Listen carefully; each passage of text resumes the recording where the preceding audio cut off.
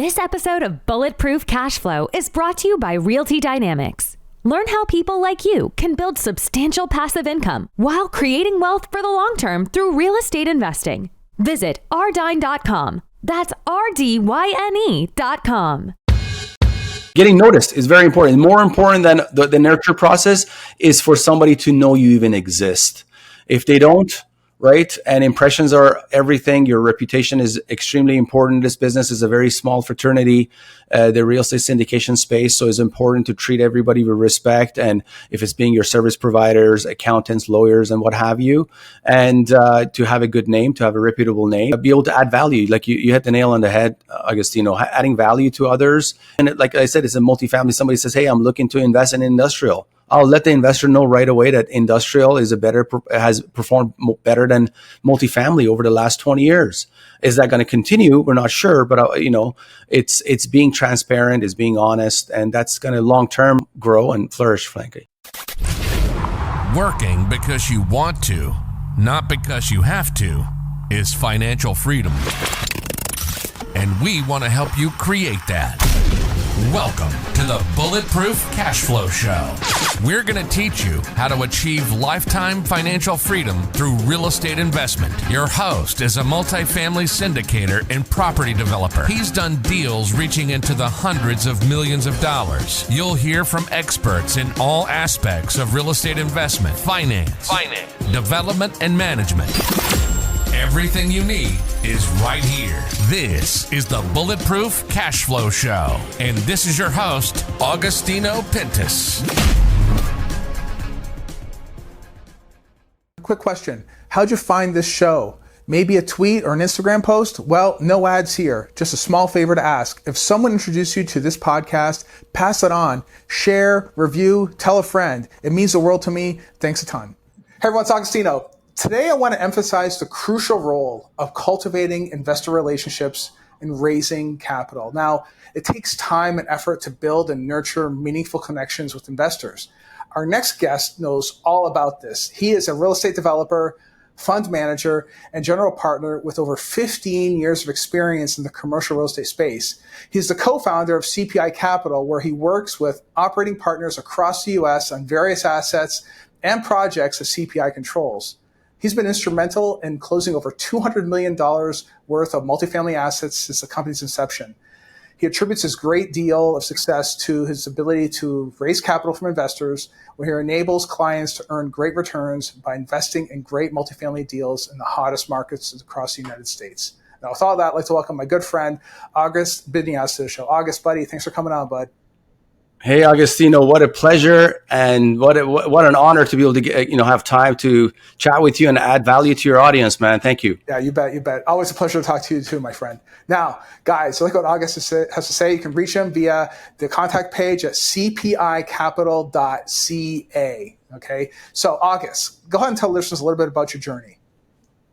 Yeah, absolutely. My journey. I mean, I've been in the real estate space most of my adult life. My professional career started out as a real estate agent.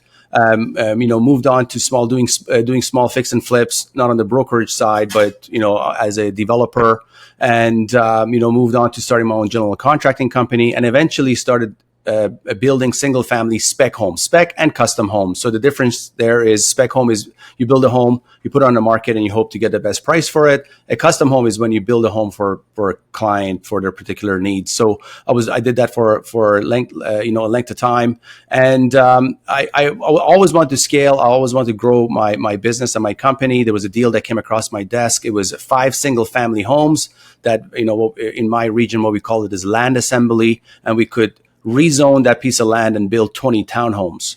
So I put that deal under contract. It was somewhat a distressed contract deal. Somebody had put it under contract that put in a $250,000 deposit. Another $250K was due, and they just didn't have the capital to put the other piece of the capital needed.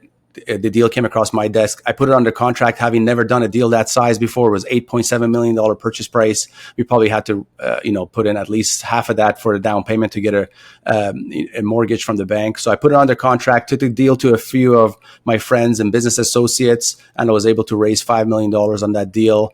It was I wouldn't call it a syndication. It was more of a joint venture, but it was kind of my start into this space. I'd never also built townhomes in the past. I was always built single family. So I brought on the architect, I brought on the GC, and the agreement I have with my partners is that I will be compensated relative to the performance of the project. So that was kind of my start into the real estate private equity space, and realizing you can do bigger deals. You're not restricted by how much capital you have access to personally, but you could do larger deals by bringing on investors. So I'll stop there to see if you have any more questions. No, 100%. That's great. So, but that sounded like a $4 million raise then, right? It was a $5 million. It ended up being $5 million. Yeah, $5 million. So technically, normally people don't do $5 million raises on the first go ahead, but you had some. Obviously, you already had the network and you had the experience. So you're able to leverage the network and experience to say, "Hey guys, I have this deal, and here's why it's a great deal." I'm guessing, right? Absolutely, yeah. It was my network, my experience. People knew me as a builder in the city I was in.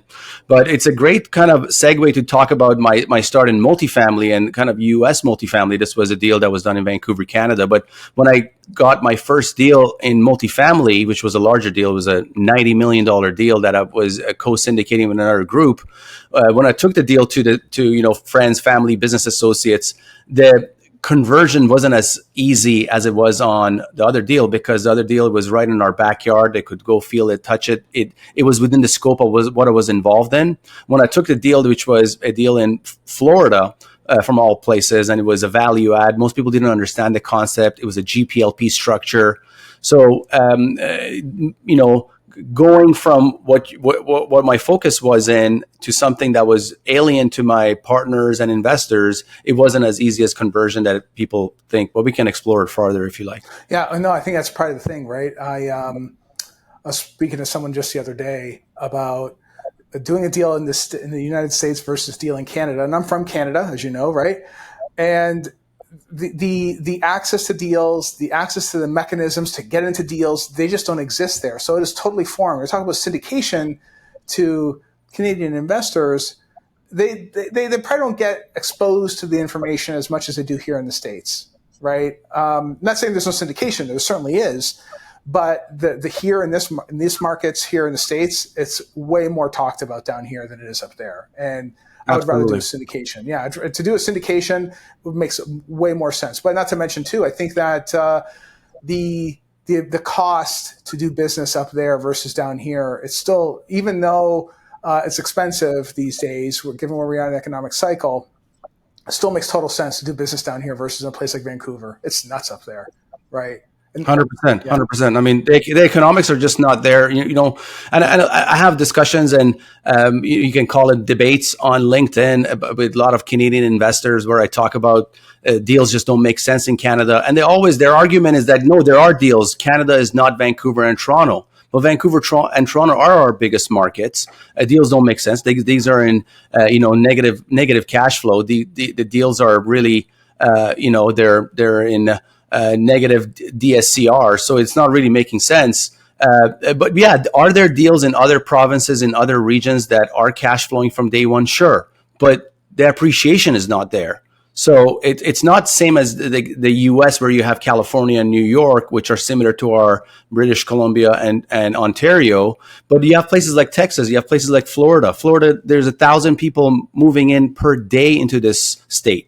In Canada, you got other provinces like Alberta and the prairies and what have you, but you don't have that type of population growth that the U.S. has. And then we can go down the list. I mean, there's also taxes as well. There's other benefits that exist in the U.S. There's 1031 exchange that exists in the U.S. where we don't have that in Canada. And another very important point is the investor mindset.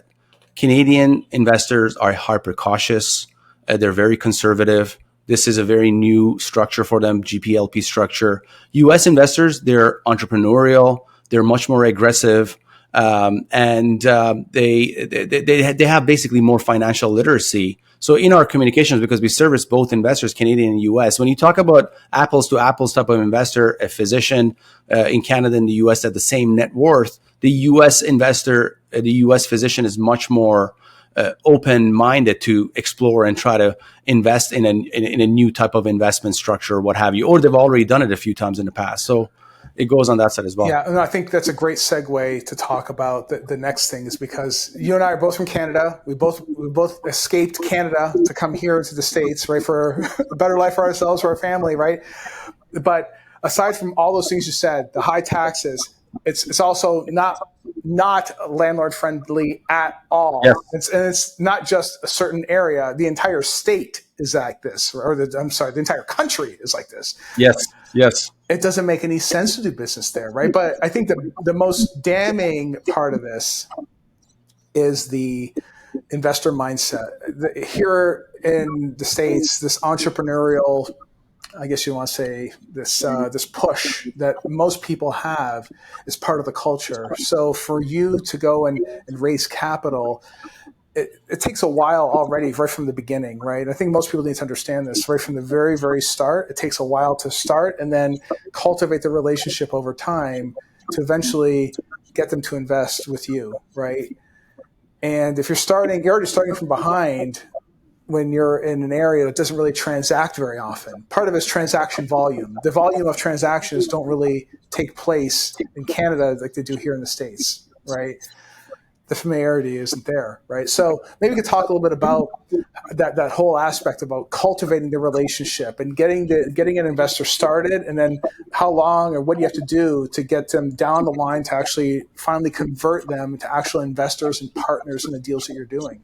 Can you talk a little bit about 100%. that? Yeah, I'm more than happy to discuss the investor journey. So, when you're a smaller person like me, when I was building single family homes, you're going and raising capital, from your friends, family, business associates. But when you're trying to do larger deals, these deals in the tens of millions of dollars, and the amount of equity needed for a deal is, again, very large, you need to be able to go to the members of the public. You need to go and expand your circle of influence, basically, to connect with more investors and what have you. So in that case, you don't know these people. You didn't grow up with them. You haven't done business with them. They might have seen an ad. They might have seen about your offering. They might have been connected with you in some other form or way. So the brand that you're going to be building around yourself is so tremendously important.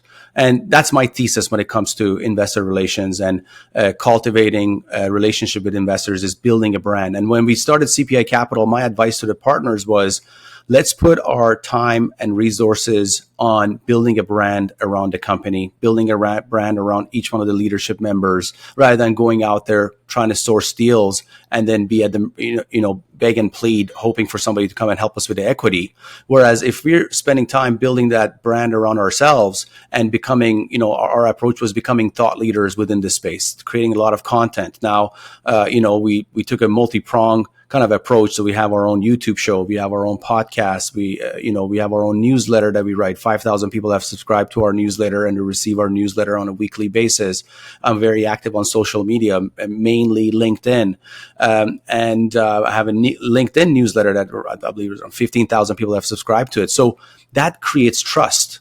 When that physician or that high income earner, doctor, lawyer, accountant, wants to see an alternative to, the Wall Street, what Wall Street offers, which is, that 5 to 6% return in the best case scenario. When they have these other options, when they can connect with the CEO of the company, they can connect with a general partner, they can be updated on a monthly, quarterly basis for an investment they can feel and touch and be part of. Building that brand makes the process a lot easier for them to write that $100,000, $200,000 check.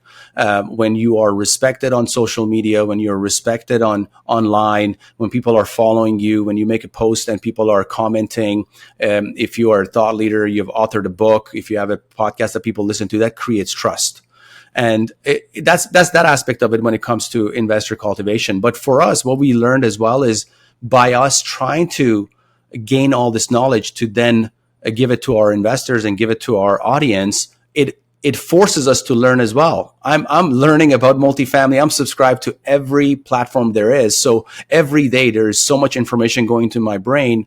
So it just becomes muscle memory for me to know where the market is at, where the interest rates are at, how the economy is performing, talking to other stakeholders in the business as well, see where the business is in other states, other regions that we're investing in. So working on that marketing side, working on building the brand, working on becoming a thought leader in the space that you're working in really allows you to expedite the process on growing your investor database and performing. So really the investor journey comes first with building that trust, delivering that value in the way of content, newsletters, things like that, connecting with them on social media, right? At what point do you find from the very, very beginning of establishing a new connection? I don't know if you've tracked this before, so hopefully I'm not putting you on the spot.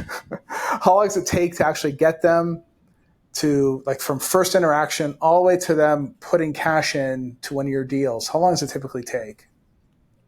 Yeah, it could be, it could be all over the place, right? You could have somebody who sits on your database for over 2 years before they're making an investment. And we've had that happen to us. The investor said, hey, I've been watching you guys for close to 2 years. And now, I feel comfortable investing with you because I've been watching you for so long and you guys have been adding so much value.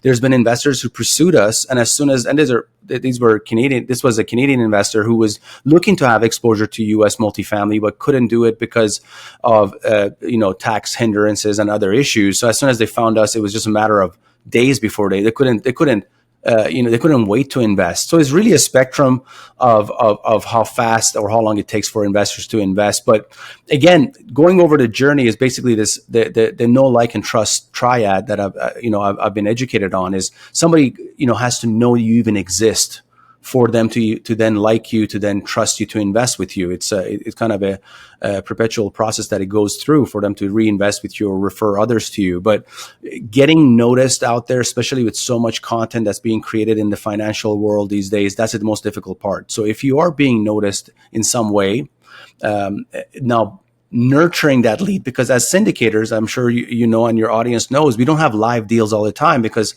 some of us don't utilize the fund model. So the fund model, it's basically you can always raise capital and you have this basket of assets that you can go out and buy deals or the investors can have exposure to. In a syndication model, you cultivate those relationships with those investors and then you go out there looking for a deal. And when you have a deal, you bring it to your investors and you put together a pitch deck and you have a webinar and then you present it to them. So that could take some time. And having a process to be on top of the mind of your investors. Like I mentioned earlier, we have a weekly newsletter. Every week we send out this newsletter. We give them updates about the market.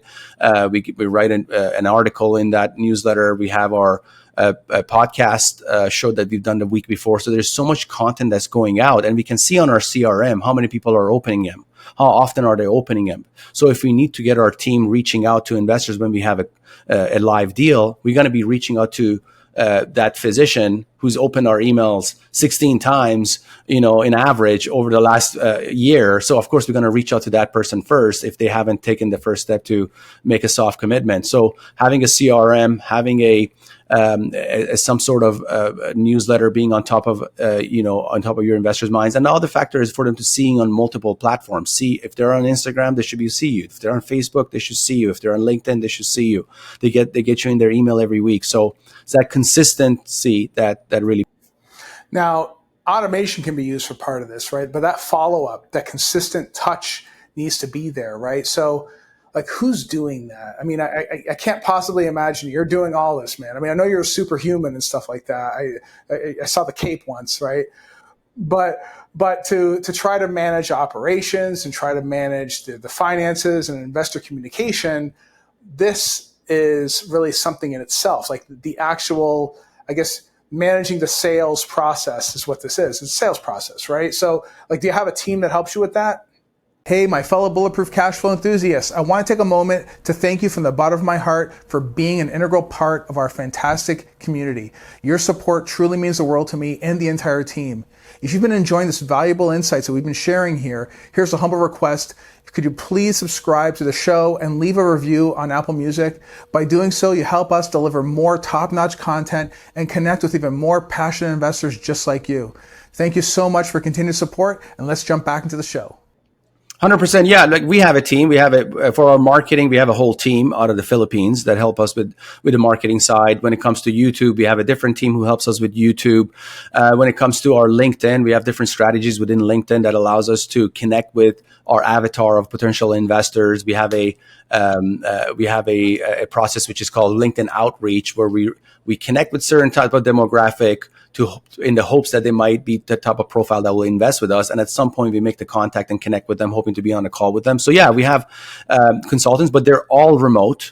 They're all from overseas, the majority of them. So, and today with platforms like Fiverr or Fiverr, I'm not sure how to pronounce it, or Upworks, it's so easy to find these groups. At times sometimes I hire people for a small job, for let's say graphic design, I actually go on there and hire 4 separate service providers, contractors for the same job, and I see who did it the best, who did it the most cost effective, not the cheapest definitely, but who did it most cost effective, and who was best in communications, and I go hire that person. So rather than hiring one person and then if not working out the concept of hire slow, fire fast, I put the contract out to multiple contractors. But today the process is so easy. And then you got also other platforms like ChatGPT. I mean, since ChatGPT has been available, we use it on a daily basis. Yeah. If you get on ChatGPT and you actually ask it to write you a LinkedIn post using a certain topic, it will literally write that post, and it will put hashtags down there as well, and it put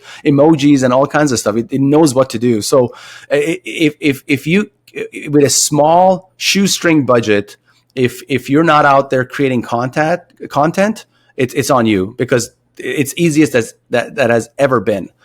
So that would be my advice to anyone looking to expand and scale their real estate business, is create some form of content and utilize virtual assistants and AI. Yes, 100%. I mean, I think that's probably one of the most underestimated thing, is that there's so many people out there that you can hire on to bring on to help streamline the sales process and all that. But for someone getting started, it sounds to me, and based on personal experience too, like the investor communication needs to be on point. Like you can't be sloppy about it. There's way more tools available today, to your point about ChatGPT, that makes it so much easier for someone starting out right now. So many free things online, so many different tools that are available that makes managing the investor relation component, a very, very critical one, easier to manage today. It's phenomenal. The different tools that are out there. 100%.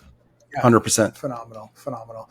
So when you're talking to these investors, and you are, I mean, I want to put words in your mouth. I'll let you explain it. But something that we do is we always assess the partner to see if it's someone we really want to work with. We don't take on every single partner. Not every single partner or potential partner is really ready to jump into a syndication. Do you guys do that same sort of thing?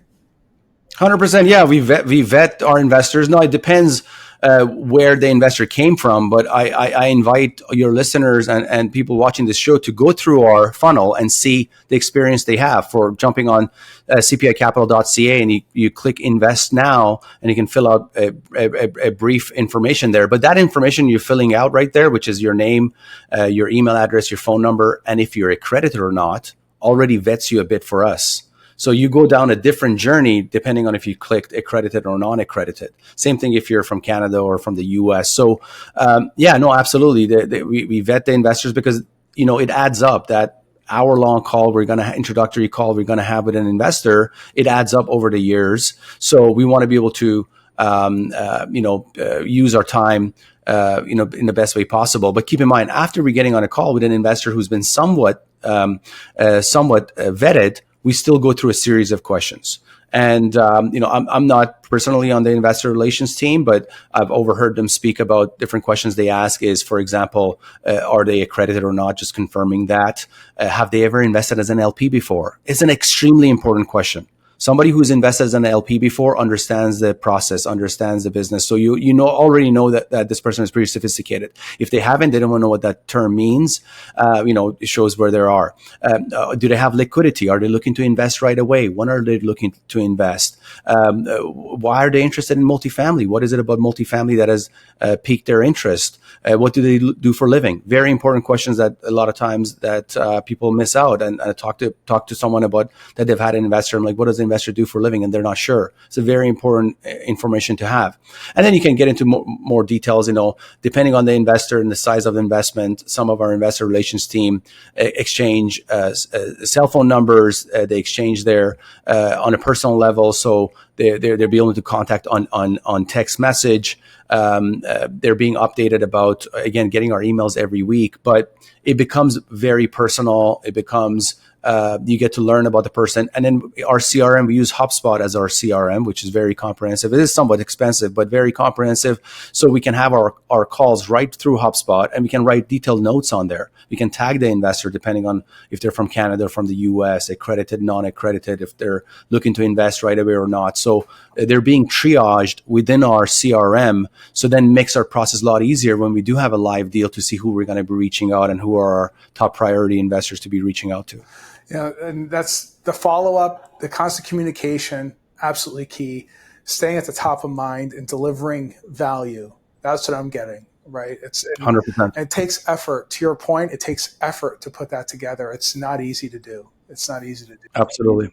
Getting noticed is very important. More important than the nurture process is for somebody to know you even exist. If they don't, right? And impressions are everything. Your reputation is extremely important. This business is a very small fraternity, the real estate syndication space. So it's important to treat everybody with respect. And if it's being your service providers, accountants, lawyers, and what have you, and to have a good name, to have a reputable name, and then be able to add value. Like you hit the nail on the head, Agostino, adding value to others. Even like I said, it's a multifamily. Somebody says, hey, I'm looking to invest in industrial. I'll let the investor know right away that industrial has performed better than multifamily over the last 20 years. Is that going to continue? We're not sure, but it's being transparent, it's being honest, and that's going to long term allow you to grow and flourish, frankly. So really, it's money that follows attention is what you're saying, right? You have to get out there, grab people's attention, and pull them into the funnel, right? And that's probably where the biggest amount of work takes place, right? Because of all the work you guys do, pumping out information, getting in front of people, staying at the top of mind, it's a tremendous amount of work. But for someone getting started then, what sort of advice would you have for someone that needs to start from zero if they've never done this before? Like, how did you do that? How did you start it from nothing? Yeah. I would say, frankly, to answer that question in two ways is look inwards, right? So if you're somebody who's extremely shy, who's extremely an introvert, and it's very difficult for you to go to in-person meetings and try to meet investors, it's going to be an uphill battle, right? If you don't have an energy to be on video and creating podcasts and what have you. So really looking at yourself and seeing is the assets that you have personally going to add value to becoming a thought leader, becoming somebody who's creating content out there, right? But not also not allowing anything to limit you. If you can work around those things and difficulties you have, but is really trying to go on as many platforms as possible. So when we first started, we didn't want to be on one place. So we started with a YouTube show. Our YouTube show, the content, the audio can be used for podcasts. So it's pretty simple. So you can have a podcast and a YouTube show. You're hitting both at the same time. And then social media. So for us, our main social media platform that we utilize is LinkedIn, because most people are very professional on there. It's high income earners that are on LinkedIn. Also LinkedIn, some stats show me that less than 1% of LinkedIn users post regularly. Whereas on other social media platforms is much more regular. People post much more regularly, but LinkedIn users. So when you post on LinkedIn, you get noticed much easier, right? And your audience is a higher caliber audience. But then you can use the same content you put on LinkedIn. It's evergreen. You can use it on Instagram, on Facebook, on other platforms as well. So it's being really everywhere and booking yourself. When we used to have a weekly podcast. Now is bi-monthly, but that when it's booked and you have guests coming, you have it in your calendar that you have to prep for your guest and you have to record and you have to send the information, that becomes pretty repetitive. It becomes pretty, structured. So you know that on a certain day of week, you're going to be doing that. Same thing. If you're writing an article, you book it in.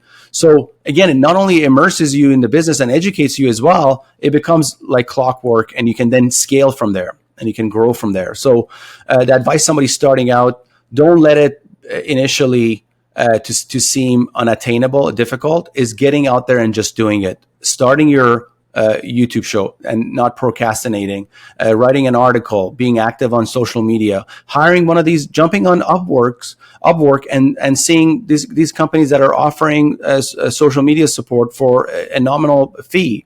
So networking, go to networking event. It's extremely important to meet people, in person, one-on-one. So jumping on your whatever area you're in, jumping on Meetup and seeing what events are there that are real estate events, and going to some of these in-person events and really growing from there.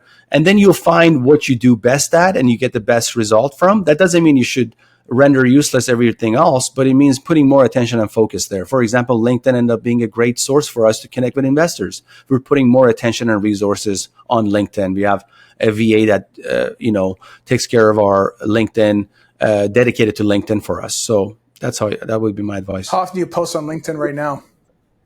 Well, our company page and my partner, Eva Benesaki, who's the CEO of our company, there's a post every single day, not the weekends. Okay. I'm more sporadic. So I post a newsletter on LinkedIn once a week. And depending on what comes across my desk or what's happening in the, the macroeconomic situations or within multifamily or real estate, I make a post. I do a lot of polls as well. It's interesting to get people's feedback and, their comments about polls and their, what the vote is, if it's yay or nay or what have you. So it creates a great discussion. Yeah. Well, it's good engagement. Right. It's good engagement. Yes. Exactly. And I'm assuming you're also posting in the groups too. There's a ton of groups there. On Facebook, the whole group methodology is somewhat outdated, but on LinkedIn, I think it's just because of the posting activity or reduction of it. I imagine it's probably way more active on LinkedIn, right? I haven't utilized the groups much, but what I have done is going to certain groups and seeing who's part of those groups, and then telling my VA to connect with the people that are part of that particular group. So that's my if they're part of I love multifamily and I want to invest today, and they're part of that group, of course I want to connect with them, right? Gotcha. That makes sense. I like that.